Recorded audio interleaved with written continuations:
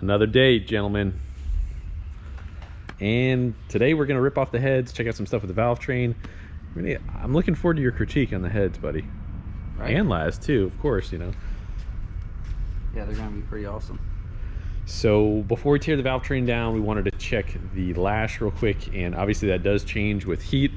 Me personally, I can't remember if it goes up or down, so Laz had a little bit of a recollection. He's like, oh, I think it's this or this, so let's do a quick little check right there. All right, so let's see what we got here. So guys, again, solid roller camshaft. This is it's a biggie. I think we were 252, 260 on a 114 plus 3 and 700 thousandths lift, so big nasty springs. So we started off a little low. That's 10 thousandths, 12 thousandths, 13's a little snug, 14 real tight, 14 thousandths. Same thing over here on the intake. So here's the exhaust. Same thing, nice tight, 14 thousandths. So sounds good, runs good, does good. And if we change the camshaft and possibly valve train, then that may change. It might change, yeah. So at least we have a baseline that we can go on. Got to get all that straightened out before we. Yeah, we're only checking this because unlike an LS, there's no hydraulics in the lifter, so it's solid.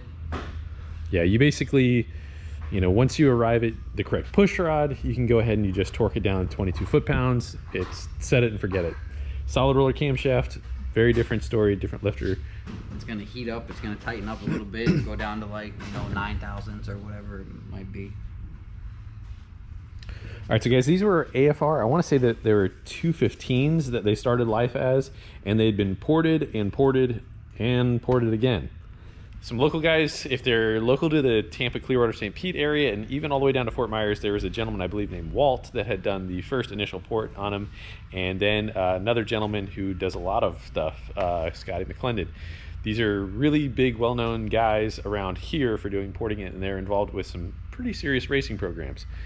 And this is, dude, this is like, you know, 25 years ago when they were doing that. So, and about to get ported again. Yeah. I mean, I don't know what we're going to tackle, but I mean, I want it to be just, you know, clean up, keep it very, very, very simple. We all just want to take a look at it and see what they did. So I've been porting since 2000. I think I ported my first intake manifold then. In fact, actually what I had done is I had a 1985 C4 Corvette, and it had the TPI intake manifold. Well, that intake manifold really doesn't make any sort of bottom end power whatsoever, so I decided to take that off, and I went to an LT1 intake manifold, and it looked very, very similar to this. But the LT1 intake manifold, one could say that might have been modeled after this. So it was a short ram manifold, and the RPMs went way, way up. So I actually picked up 40 wheel horsepower going to that intake manifold.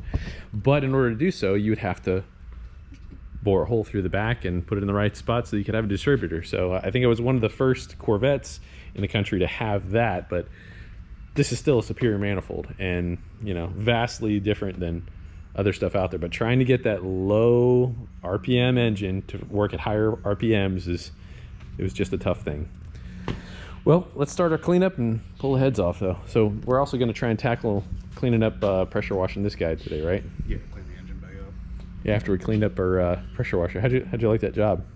It does all right. Gets the job done. All right. It doesn't got that much pressure anymore, but it's got motor mounts. Small block life, leaks. We can figure out what harness we can get rid of too. Yeah, that's definitely, you can stand in there and start figuring that out. So you see this engine harness actually runs through a bulkhead right here. I'm very curious if they're going to want to do that with a new harness or put the computer in the engine bay like a new car. I think we're putting the PCM inside where the factory one was. Okay. So all that stuff can be deleted. Maybe we could put our, hey, you know what we could do with the prom deal? OBD2 port. Right there. Sure. Heck yeah. Yeah, you got that nice little. We got to keep that. We got to keep it for something. So maybe that's the perfect little door on it. All right, so guys, because my dad was obviously, he did a bunch of tuning in his day, he made it really quick and easy to be able to swap out the EEPROM chips, hence Fasterproms, where the name of our company came from.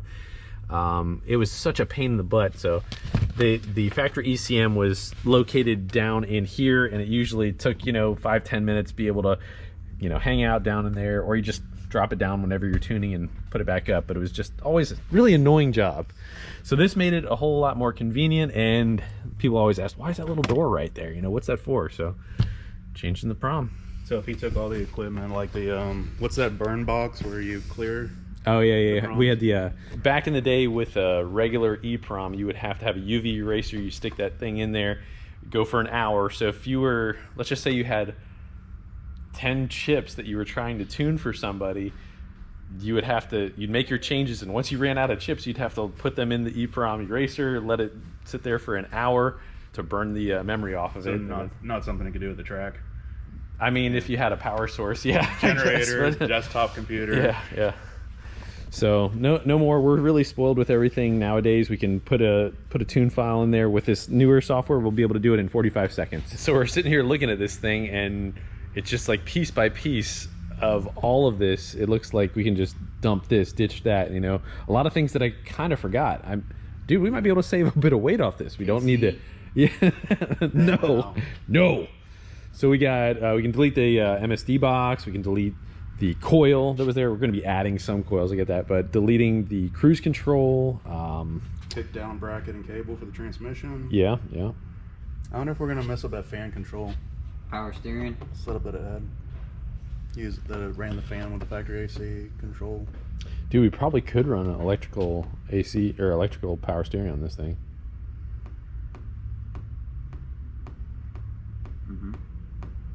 I didn't really get the vote of confidence out of it.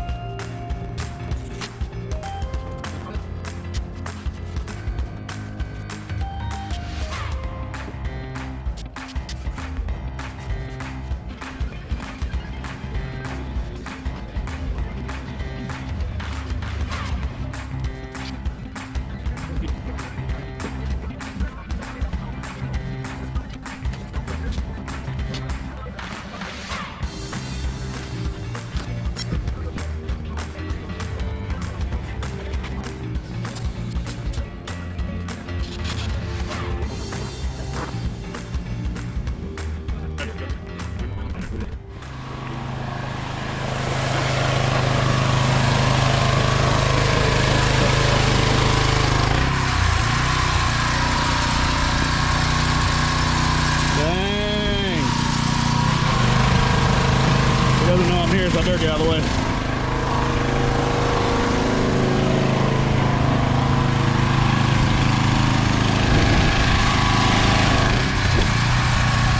Clean, huh? You messed up though, man. Super clean. What? Wrong hat. Yeah, I know. What are you doing?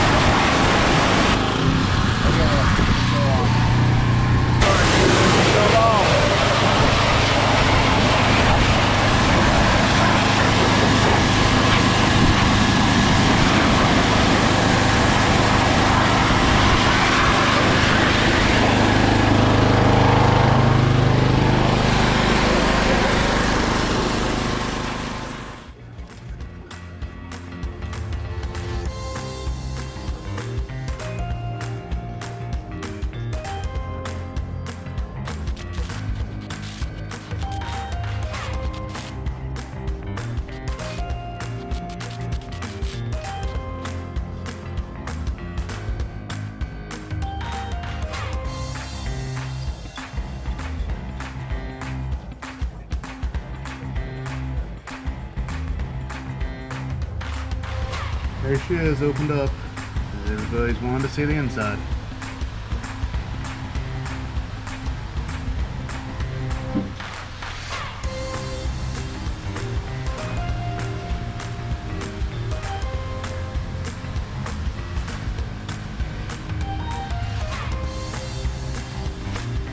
got everything in order. I need to source a tray. This is gonna sit around more than a day. All right, we got everything apart. We wanted to get some information here, so we're checking the head gasket thickness. Wanted to get a good understanding of that. Unfortunately, we broke, you call it a thing, but it had 100. Tool to check the CNC. Yeah. Yeah, so we're gonna have to measure that a little bit later here. But what you got there, George? It's somewhere about 45 thousandths. Like right there, it's at 46. 46. Yeah. So it's been crushed, you know. Yeah. Another interesting thing, we were just looking at the cylinder head. I believe these are a 23-degree head. Let's look at the inlet intake face right there. We'll see how much. So now we can see how much epoxy we have now that we got those, got the intake gasket off. Yeah, dude, that's like every bit of an eighth of an inch there. What it seemed like is the way that the short side radius is that this has got a 23-degree head, and just the way that the ports are designed, it almost seemed like the intake went like this, and they tried to build it up to decrease. Well, you're not decreasing the valve angle, but you're kind of decreasing the way that it enters. It's a straighter shot. Yeah, it is. It is really truly a straighter shot instead of going, you know, smaller, bigger than smaller. So you're like speed up, slow down, and then speed up. You're also taking the apex of the turn at the short turn radius. What you're saying there. So yeah, but that's what it seems like it's built up like. So the LS stuff, and then furthermore the LT stuff. I mean, it just has a smoother and smoother path, airflow hitting directly the back of the valve. This is a vastly different path. So this is an effort in order to try and, you know, well, help it. And really everything that we all learned from the small block transferred over to the LS, and it's just a better package for sure. But it's pretty fascinating to see. So there's no epoxy here, and there's quite a bit right here. So that's kind of what supporting what I'm saying there. What else are you seeing, George? Well, I was talking about how you can see here. So the stock casting probably had a big lump right here for the bolt, the head bolt, and it's cut all the way out, and there's just a sleeve in there now, metal sleeve. You can see it right there where it's cut out and went right to the sleeve. Pretty cool. And when we had our intake valve in there, we couldn't even tell whether the intake valve was touching first, yeah, or, you know, the plane of the cylinder head. It was pretty fascinating to see right there. So pop one in there. We're really wanting to. The intake valve is like flush with the surface of the head. Yeah, you can almost. That's wild, man. So ideally, we would like to mill the heads on the LS stuff. We mill more. We want to raise that compression up, and that's kind of why we're looking at the head gasket right there. But we'll have to check what our compression ratio is, but I don't see how we're going to get that much closer where we need to be unless it's going to be head gasket probably. So yeah. The pistons, quite honestly, when we pull the heads off, I think all of us are expecting it to see more of a flat top, but it does have a little bit of a dish in it. So it was meant to be a pump gas car, but I mean, dude, we can run 85, which is 107 octane if we're at a true, you know, 85%. So boost nitrous, spray it. It's definitely cooler that it's not that it's all motor, you know. Okay. This baby don't need no bottle. All right, so a little earlier, George put in some time here, but this really wasn't that much. I mean, what, 10 minutes or something maybe? What do you think? Just to get, yeah, like a few minutes just to ballpark it. I was a little bit, you know, annoyed when I saw that these inefficiencies. It like it just irks me, like I said. Now, have we laid a gasket up on a header? No, we haven't yet. That's actually one of the next things that we want to do. So we're going to keep this gasket, keep this one as a template use here. the part number. So right now, this one is truly port matched to the head, so we're not going to have any problem here. But now we need to take this and go to the header. Yeah, it is so close, dude. So close. But yeah, we had just little itty bitty areas that were, you know, hurting airflow. Well, I think we could probably take this guy off and let's put it on a header now. Now that we got this port match, so then we could actually, guys, we've done it a couple times on really only if people ask for it or my stuff where we port the header if we find that there's a discrepancy. Yeah. It's just so much extra work. Careful. Yeah. Man, those LS gaskets are so much better. I never noticed that before either. Oh, a little custom. Oh, that's where the gasket was. That's a really good match for headers to head. Yeah, the headers are matched up perfect. There's a smidge right here, but it matches. It matches the head. So, well, maybe. I don't know. I think we could actually go a little bit more right there. Look at that. That's about the, you know, 2/3 of the difference of what we have on the Tiny little itty bitty. Definitely some coating. Yeah, but we're really close though. Yeah, the coating should be redone though. What color? Orange. Green, Laz. Of course. No, silver. Probably stay silver. Now for the same exact principle of what we have here. Now we had probably, no. That one's, these aren't, the only one I did was this one, but. Okay, again, so none of these are matched up, but we do have some room here. There's probably more room here than probably anywhere else that we found. For sure. And we can see that this guy was getting all carboned up. Pretty much all the bottoms were getting carboned up, even despite having the bottom of the intake port built up. So little things here and there. I think we're going to be in really good shape. We've got so much more understanding now, putting everything back together than even when we did 5 or 6 years ago. So I'm pretty pumped. All right, I'm making labels, keep stuff organized. That's a great idea. In fact, dude, this is pretty cool. There was a couple comments on the last video. People were like, man, I couldn't even work in a shop like that. It's too disorganized. I'm like, dude, it's not so bad. It's a mess. It drives me crazy. It is a mess sometimes, and Laz does, you know, go a little bonkers cleaning stuff, but we need it. We got, you know, areas where it's like we're always crazy disorganized and thrashing under the gun. Yeah, it's true. It's true. Every time we almost get there, something else breaks or something, and then you got to get this done. And then there's less time for cleaning and car breaks. Yeah. Could we clean more? Yeah, sure, we could. Do we? When we can. All right, we're gonna leave it at that.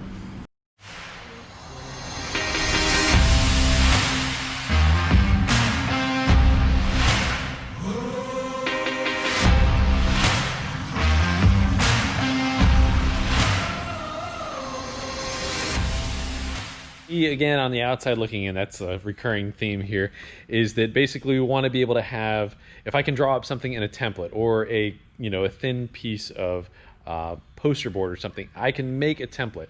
Now, David and Peter are going to take us through this on how we can make this happen.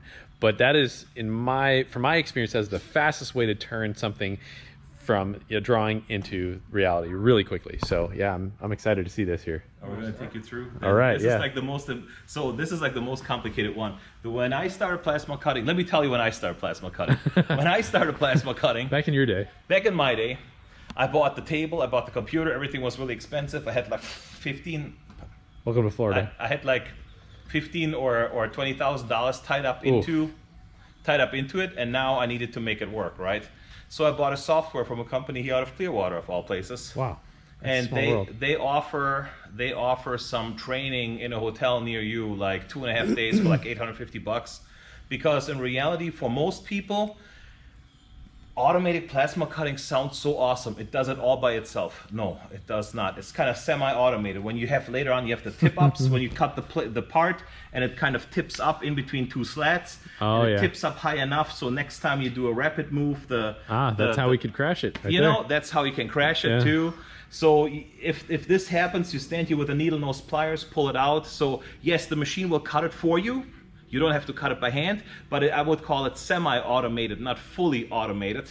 And the other thing is, even if you're a computer guy, you know how to do emails, you can do websites, you can do whatever, and you do online banking, that doesn't mean you can do CAD drawings. So CAD drawings is kind of like the part where the rubber meets the road. That's where, everybody can like drive a car. Very few people can like tune the ECU. And then even the ones that tune, some tune it better than others. With the drawings, it's kind of the same thing. If you don't know what you're doing there really, this can be a long and painful process. So we can show you a little bit, but that's gonna be like your homework to find out how to generate those CAD drawings. That'll be the steepest part of that whole learning curve. Okay. So he's like, because he's like, oh crap, I gotta explain this now. This is really just something that you get with trial and error, and as you cut out more pieces, you can figure out, what makes the most sense. And really, before I even started CAD design, cutting something out of cardboard or drawing it down is the best way to start, because you'll know what dimensions you need. Everything has to be constrained to a point, right? Because what's distance? It's a measurement from one point to the next. So here we have the origin. You'll remember the origin is also important in plasma cutting because that's where the torch will start. So let's say we wanted to make a flange to attach a motor like that. We would start off with the motor's faceplate. Let's just say it's 60 millimeters by 60 millimeters. And notice how these lines are all black. They're fully constrained to the origin. Okay. Now, if I just draw another square or a rectangle, their lines are blue. Because if I handed this to a machinist or to a guy that's running a fabrication shop, he'd have no idea where that rectangle's at in respect to the part, and he's gonna have no idea what size that rectangle is, both width and length. So we just continue to add dimensions. So for this example, if we're making a little motor mount, we would use a circle. 10 millimeters would be fine for a shaft diameter, and we want this to be in the center of our part. And you can see we've got the diameter, we've got its distance in the X direction, we have the distance in the Y direction, and now that is black. And you always start in 2D and you work into 3D. Now with fabrication, with plasma cutting, you don't actually get to choose your Z because that's going to be based on your material thickness, but for other CNC technologies, your Z is really important. So I'm going to go ahead and quickly add a couple more bolt holes. Let's just say we're going to use some M5 bolts to mount this plate to the motor. And It's a pretty good motor mount so far. yeah, and I don't want to get too complicated, but you can use patterning to actually speed up this whole process. But just for now, let's say that those holes are all positioned perfectly from the edge in the way we want them to be. You can then take your part and work into 3 dimensions. So our motor plate is going to be 5 millimeters thick.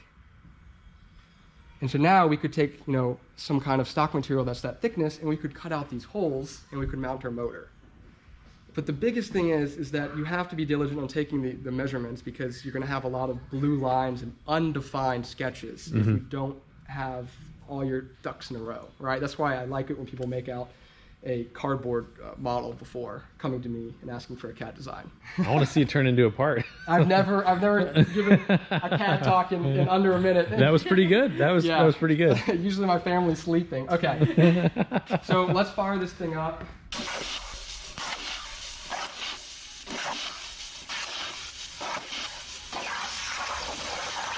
First round, we didn't quite get it right. But that was our first time with that new computer and had a little software issue, and you got that fixed. Yep. Third time a charm? Third time is almost very close to the charm. So we're about 8 thou off. But 8 thou, that's nothing. I mean, for a fire cut application, plus or minus 10 on the plasma, that's like pretty much about as good as you're gonna get. I mean, you will always have some variations in angularity. Remember, Jeremy doesn't have any air filtration, anything, any water separation in his system. I mean, you just dialed it in. I mean, that's about as close as it gets. It's never gonna be like a machine part. You're not gonna be within 1 or 2 or half a thou. It's always gonna have some leadway. It's more like a fabrication to make something for weldment, some bracketry, whatever. Looks pretty good, man. That's one quick tweak, and we're there. Yep. Cool. Want to do the motor bracket? Yeah, heck yeah.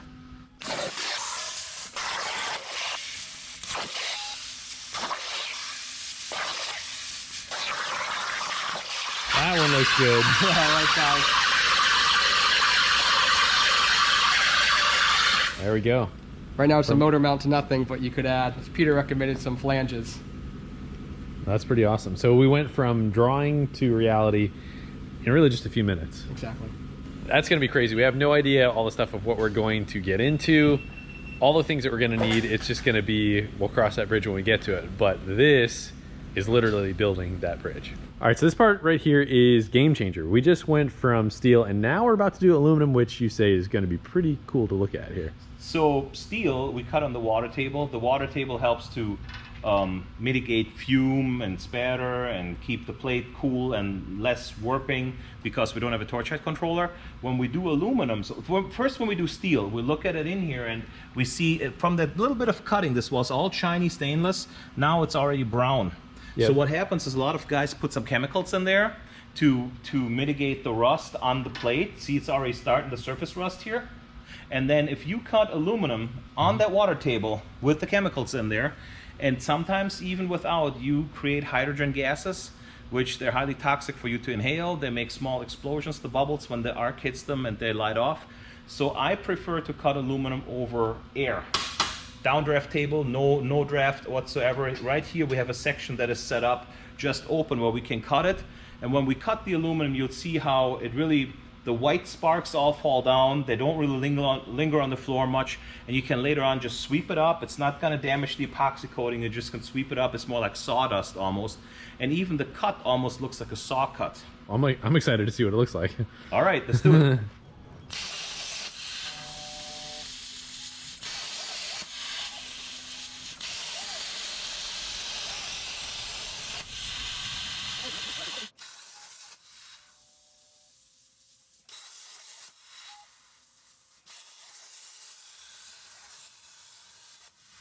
Couple things you saw here. As the machine was moving, you saw the arc. The torch is straight up and down. You saw the arc coming back about on a 30-degree angle. Yeah, I did see that. Yeah. That's how you can tell your speed.